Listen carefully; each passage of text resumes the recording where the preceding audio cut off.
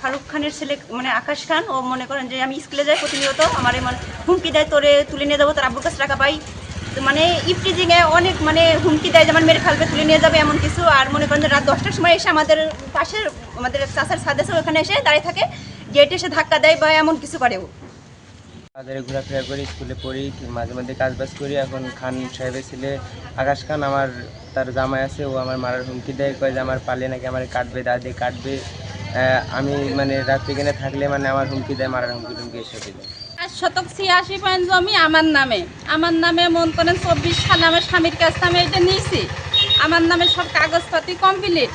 এবার সে অন্য জায়গায় পরে গিয়া করেছে, সেখান তার টাকার দরকার। এবার মন করেন নিধিকুণ্ড ফারুক খানের সাথে সে যোগাযোগ করে মন করেন তার সাথে সে কি মিথ্যা বলে সে জমিটা মন করেন বিক্রি করেছে, করে তার কাছ থেকে মন করেন টাকা নিয়ে সেই মহিলার দেশে পালাই চলে গিয়েছে।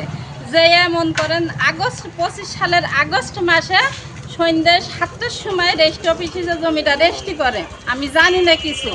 তারপরে সে ওইটা নিয়ে আমতে চলে গিয়েছে। সে পরের দিন এসে আমার বলছে আমার বিল্ডিং আমি কিনে নিয়েছি, আমার বিল্ডিং দখল করতে আছে মানুষজন। আমি বলছি বিল্ডিং কার জমি, আপনি কার কাছে দখল করতে আসছেন?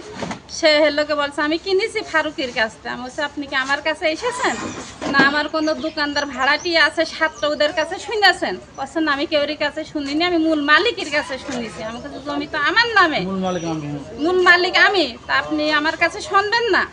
বলছে আমি সেটা কোনো প্রয়োজন মনে করি না। আমি বলছি খালি তার যদি জমি কোনো জায়গায় থাকে আপনি সেখানে যান, আপনি আমার বিল্ডিংয়ের আশপাশে আপনি আসতে পারবেন না।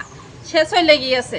মানুষজন বাজারের ভিতরে অনেক হয়েছে, তারাও একই কথা কয়েছে এটা তো তোমার অন্যায়। সে চলে গিয়েছে। এবার 1 বছর প্রায় হতে গেল, আমি আমার বাপের বাড়ি ধান সিদ্ধ করতে গিয়েছি আমার 2টো বাচ্চা থেকে, আমার শিয়ানা মেয়ে নিয়ে। এবার মন করেন ও 50 থেকে 60টা মানুষ নিয়ে এসে, গুন্ডা বাহিনী নিয়ে এসে মন করেন আমার বাড়ি দখল করে নিয়েছে। এই যে আমার মাল ছানা, আমার 2টো ফ্ল্যাট দোতলা, 2 ফ্ল্যাটে জিনিস ভর্তি ছিল, ও মন করেন লুটপাট করে নিয়ে গিয়েছে আর কিছুটা এখানে থুয়ে গিয়েছে।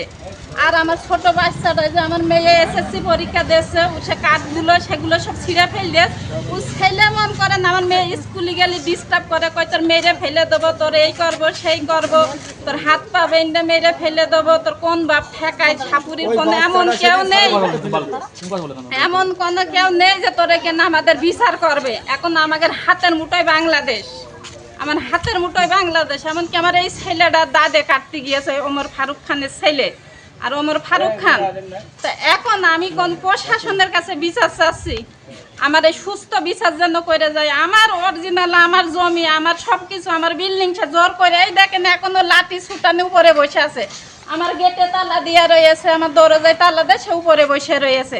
আমার ছোট বাচ্চাটা বই জামা কাপড় আনতে গিয়ে তার গলা ধরে আছাড় মেরে দিয়েছে। এর বিচার আমি বাংলাদেশের প্রশাসনের কাছে চাই। আমি তো বাংলাদেশের একটা নাগরিক, আমার এই সুস্থ বিচার, আমার আইনি তো বিচার আমার চাই।